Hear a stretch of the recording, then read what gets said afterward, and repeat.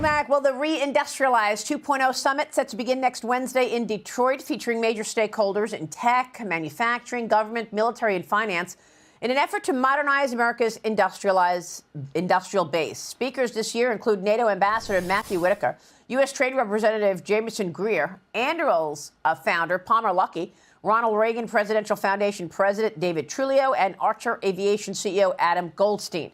Joining me now is the co-founder of Reindustrialize, Austin Bishop. Austin, good to see you. Thank you so much for being here. Great to see you, Maria. Well, I know that President Trump has made this a priority, reindustrialize our manufacturing sector, get American companies to get their supply chains back to America. What should we expect out of this summit? Yeah, look, I mean, we started this just on an idea about 13 months ago, and through the first summit with about two months of heads up, and we're just inundated with demand and excitement around really just this revival of interest from small mom and pop manufacturers to large, heritage manufacturing industrial companies to cutting edge tech companies. Everyone just kind of realizing we need to reclaim sovereignty over where and how we produce stuff and manufacture things. And so I think for the second year for us, we've just been overwhelmed with the demand and excitement and inbound. I mean, we have thousands of people on a wait list. Unfortunately, it's good for the business, but this is, we started this not to form a business, but to really capture a revival of this movement of reindustrialization, which I think is super important for our country, for the middle class, and it's something that we take really seriously. And we're very excited this year to have such an incredible list of people who are going to be there attending and speaking.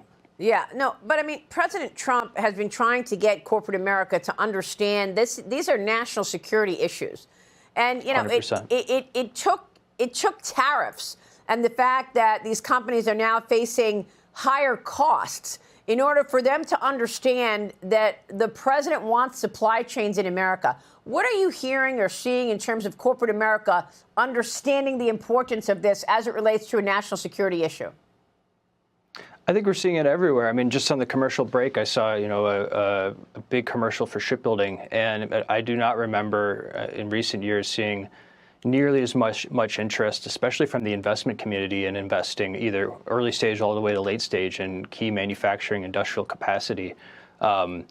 This is, like you said, a national security issue. I remember during COVID, moms in the Midwest couldn't even get baby formula because the Suez Canal was blocked. So we're talking about, of course, things like drones and shipbuilding, but we really have to rethink how our supply chains are set up from the ground up, because a lot of the things that we kind of take for granted, if it's in the hands of another country that might not have our best interests in hand, all of a sudden, if there's a shortage, we're at the mercy of other folks, which I don't think is a great way for our country to be set up. And that's exactly why the president this week said, look, I'm prepared to put upwards of 200% tariffs on pharmaceuticals to get the pharma companies to understand they've got to manufacture the important pharma products that we need here in America. And we learned that over COVID as well, when the propaganda of the Chinese Communist Party sent out tweets saying, well, maybe we won't send the underlying components of prescription drugs to America. I mean, 90% of the components for prescription drugs are made in China.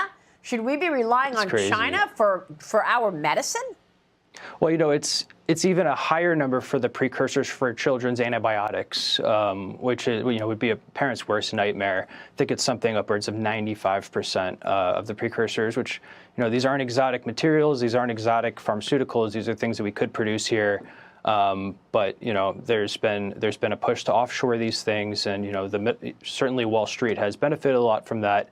But Main Street, I think, has been left kind of holding the bag on those decisions that were made, which, I'm not pointing fingers at individuals, but I think this is a real opportunity for us as a nation to rethink how we've organized our supply chains and where our companies are best situated to manufacture and produce things.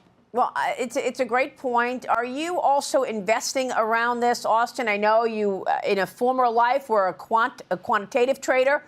You've got money under management. So how does one invest around this reindustrialized movement? Yeah, I'm from the Rust Belt originally, found my way into the hedge fund world, and but now I'm on the private side and invest heavily across everything from manufacturing, supply chain, logistics, drones, everything kind of under the sun in this space. And I think, there's a lot of opportunities in the public market. Certainly, I don't want to give out financial advice, but it's been remarkable to see the inbound interest from investors wanting to back, especially even early stage companies, young, hungry entrepreneurial founders. And there's a real revival going on all over the country of these young founders who are of tech companies who want to build, like I said, whether it's a drone company or folks doing deep sea mining, you name it. These are exciting companies that are drawing young people into, in some cases, drop out of college and go and build something meaningful that's good for their career and great for the country. Yeah, absolutely. And the president, of course, signed the big, beautiful bill into law on July 4th. As a win for middle-class Americans and domestic manufacturing as well. Here's the president. Watch. So this bill will fuel massive economic growth and lift up the hardworking citizens who make this country run. The factory workers, farmers, mechanics, waiters, waitresses, police officers, firefighters, coal miners. So as we approach the 250th anniversary of America's founding exactly 1 year from now, we are creating an economy that delivers wealth for the middle class. The golden age of America is upon us. We are in the golden age.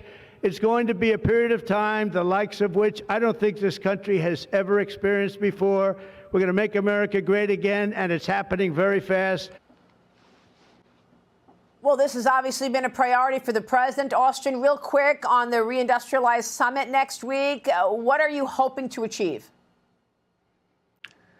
Well, just echoing off President Trump's remarks there, certainly the big, beautiful bill is a huge win for him and anyone who is manufacturing and trying to produce things in America.